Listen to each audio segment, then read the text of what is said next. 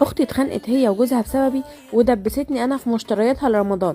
كل ده ليه؟ اختي لما شافت الزينه اللي انا جبتها لرمضان، اللي الركن اللي ورايا اللي انا عاملاه على الكنسور ده، والركن التاني اللي انت هتشوفه في اخر الفيديو اللي في الصوره المصغره، قالت لي ايه الاسعار؟ قلت لها على الاسعار. لما اتصدمت من الاسعار وشافت فرق كبير جدا في الاسعار عندي وعندها، لان عندي هنا ارخص من عندها بكتير، فقالت لي خلاص انا عايزه، وكتبت لي الحاجات اللي هي عايزاها في ورقه.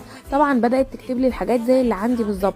المهم ايه، نزلت السوق علشان اشتري لها، لقيت الحاجات كلها خلصت والمحلات كلها ايه شطبت، وحاجه رمضان كلها ما عادتش موجوده، ولقيت حاجات بسيطه جدا.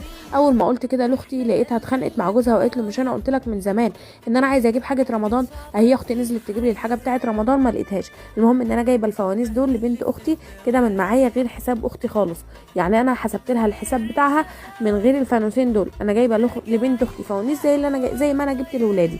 المهم ايه،